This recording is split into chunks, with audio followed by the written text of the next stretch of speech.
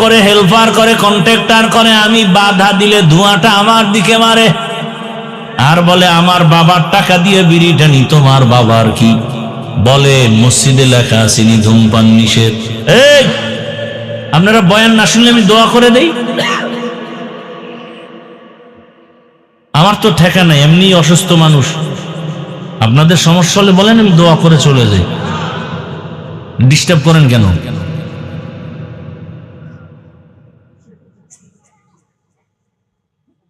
কয় ভাই আপনার দাওয়াত, আপনার বাড়ি, নাউজুবিল্লাহ। মানুষ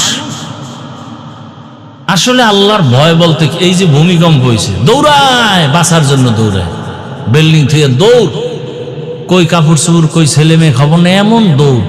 এক বাবায় দৌড় দিয়েছে ছেলেরে থুইয়া, ছেলে যায় সাইডের দিকে, সাইডে বাপ নেই, ও একটা দিকে দৌড় দিয়েছে, পরে বাবার লাগে দেখা হয়েছে বাঁচার জন্য। তো জমিন যদি নিচে ধইসা যায় তো দৌড়ে লাভ কি?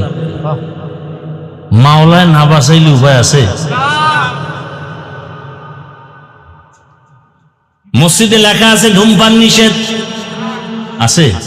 কেউ করে? বরং কেউ যদি ধূমপান অভ্যস্ত হয়, মসজিদের কাছাকাছি গেলে ফালায়া দেয়, পকেটে হাত দিয়ে টুপি তালাশ করে, ঠিক নেই? কারণটা কি? মসজিদে লেখা নাই আর পরও কেউ করে না, বাসে লেখা তারপরও কেন করে? বলে পরিবেশের বড় অভাব। কিসের অভাব? পরিবেশের অভাব। ভালো পরিবেশে থাকলে কপাল ভালো। এজন্য আল্লাহ বলেন, বান্দা তুমি সত্যবাদীদের সংস্পর্শে যাও। মক্কার মানুষ বড় খারাপ, চরিত্রহীন, লম্পট।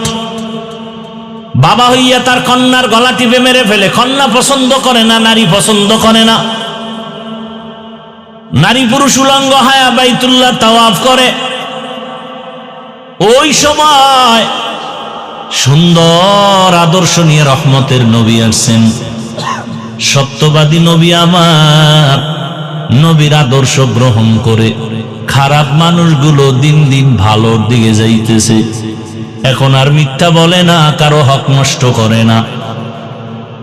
আল্লাহ পাক এদের উপর এত খুশি হয়ে গেলেন, জিবরাইল আমিনকে লিস্টি দিয়া পাঠায় দিলেন, যাও নবীর কাছে পৌঁছায়া দাও, এই লিস্টিতে যাদের নাম আছে এরা বিনা হিসাবে জান্নাতি।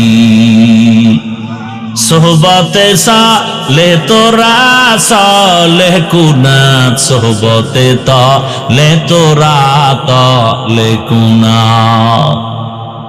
ভাইরা আমার,